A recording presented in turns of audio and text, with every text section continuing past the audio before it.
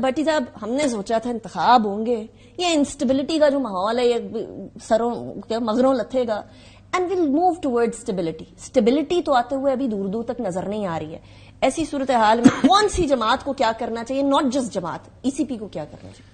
دیکھیے میرا یہ ماننا ہے اور یہ ثابت ہو گیا ہے کہ یہ الیکشن کمیشن ہماری 75 سالہ تاریخ کا سب سے متنازع فیصلوں والا الیکشن کمیشن ہے، سب سے جانبدارانہ فیصلوں والا الیکشن کمیشن ہے.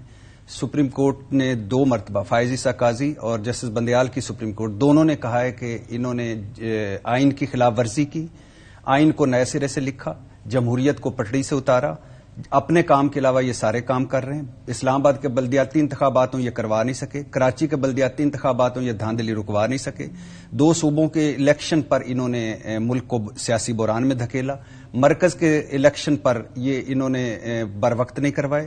کبھی یہ کہتے ہیں کہ ہم الیکشن کی ڈیٹ دے نہیں سکتے، کبھی دے کر لے لیتے ہیں. اور اگر ہم نے سیاسی استحکام کی طرف جانا تھا تو بلہ مل جاتا، مشروط طور پر دے دینا چاہیے تھا. بلے کے اندر تو پی ٹی آئی کا بھی قصور تھا نا، لاکھ قصور. میں تو سپریم کورٹ کے اس فیصلے کو سیاہ فیصلہ مانتا ہوں، وہ نہیں ہونا چاہیے تھا. 14 بندوں کو انہوں نے کر لیا اور 1.5 کروڑ بندوں جو ووٹر ہیں ان کو انہوں نے خیال نہیں رکھا. الیکشن ایکٹ کر لیا لیکن آئین پاکستان جو شفاف انتخابات کرتا ہے اس کا خیال نہیں رکھا. اور پھر دوسری بات ہے انٹرا پارٹی الیکشن، اگر اس میں کوئی تھی تو کہہ دیتے مشروط طور پر، کیونکہ انتخابات سر پر ہیں، آپ بلہ لے لیں، آپ آگے انٹرا پارٹی الیکشن سارے ایسے ہی کرواتے ہیں. اور وہ 14 لوگ جنہوں نے اعتراض اٹھائے تو ان میں ایک کوئی کاؤنسلر بننے کا اہل نہیں ہے، جن کو فائز عیسیٰ قاضی صاحب نے جن کو محترم جانا اور 1.5 کروڑ کو نہیں جانا. اچھا پھر 70 دن فیصلہ محفوظ رکھا اس الیکشن کمیشن نے پیسے پہ تاکہ الیکشن قریب آ جائیں. پھر دوسرا فیصلہ پشاور ہائی کورٹ پر، پھر پشاور ہائی کورٹ نے بلہ دیا، وہاں پہنچ گئے، پھر سپریم کورٹ پہنچ گئے. اب کیا اب خدا کے لیے اس ملک پہ رحم کریں، الیکشن کمیشن صاحب بہادر کو کہیں کہ اس ملک پہ رحم کریں، خدا کے لیے ان کو سیٹیں دیں. ایک تو سپریم کورٹ جو ہے وہ تمام جو دھاندلی والا ہے، تمام جو ہے جو جیتے ہوئے ہیں، جو ہارے ہوئے ہیں، جو سارا کچھ ہے، یہ جو اس مرتبہ دھاندلے کا ایک سنا جا رہا ہے، جھلو کا سنا جا رہا ہے، اس کا ایک کمیشن بنائے اور اس کمیشن میں جائے، کیونکہ الیکشن کمیشن تو دھڑا دھڑ فیصلے کیے جا رہے ہیں. رپورٹ کدھر دب جاتی ہے بھٹی صاحب؟ نہیں دیکھیے اس ملک میں مسائل کیا ہیں. بدترین ہم معاشی مسائل میں ہیں، بدترین معاشی بحران ہے، بدترین سیاسی بحران ہے، بدترین عدالتی ہے، بدترین آئینی، اوپر سے دہشت گردی کی لہر ہے. اب ہم نے کیا کرنا ہے؟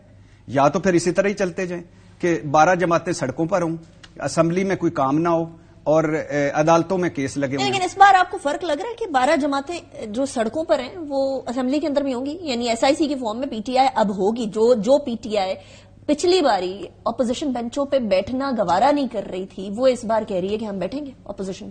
بہتر نہیں ہے؟ نہیں، بہت بہتر ہے. لیکن اب پی ٹی آئی نے کیا ہے؟ پی ٹی آئی کہتی ہے کہ ہم 3 رخی جنگ لڑیں گے. پہلی کہ ہم اسمبلیوں کے اندر شور ڈالیں گے، دوسرا ہم عدالتوں میں جائیں گے، تیسرا ہم سڑکوں پہ جائیں گے. اب بتائیے کہ جو ملک اس وقت جس حال میں ہم افورڈ کر سکتے ہیں؟ تو اب خدا کے لیے ادارے کس لیے ہوتے ہیں؟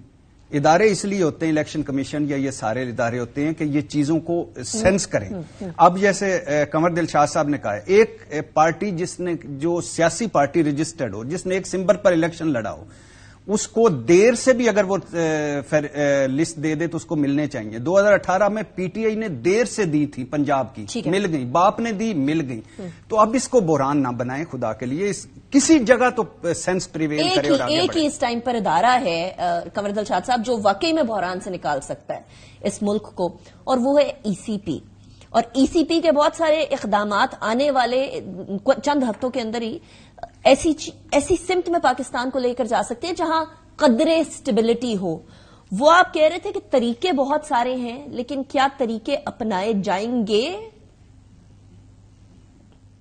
نہیں، اس میں تو بڑی اچھی بات کی ہمارے دوست نے. ٹھیک ہے، اپنے عطیہ کے بارے میں ان کے جو خیالات ہیں پارٹی کی طرف سے، ٹھیک ہے، ان کا دل دکھا ہوا ہے، ان کی دل آزاری ہوئی ہے، وہ کہہ سکتے ہیں.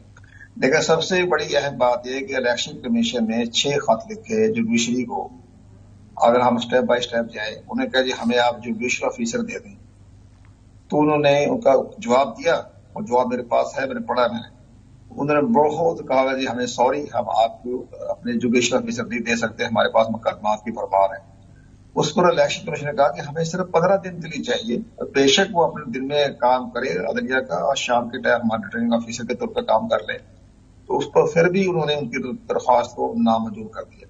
जब लाहौर हाई कोर्ट के ऑनरेबल जज ने हुक्म जारी किया कि जुडिशल ऑफिसर रखे जाएंगे और उन्होंने इलेक्शन कमीशन ने फौरी तौर पर अपने जो एडमिनिस्ट्रेशन से लिए थे सबको उन्होंने खत्म कर दिया था, ऑर्डर मनसूख कर दिया था। लेकिन सुप्रीम कोर्ट ऑफ पाकिस्तान ने वो तमाम फैसले जो थे जो high court Lahore high court ने किए थे उन्हें मुस्तरद कर दिए और हुक्म जारी किया कि एडमिनिस्ट्रेशन से लिए जाए।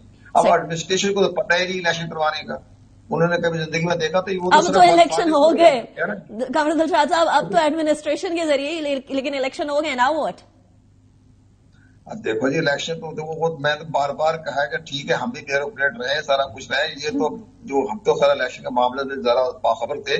लेकिन मसला ये कि जो एडमिनिस्ट्रेशन जो आए ये तो 144 लगाने में तो बड़े एक्सपर्ट होते हैं, इमीडिएटली लगा देंगे 144, लेकिन इलेक्शन का फॉर्म 97 पुर नहीं कर सके।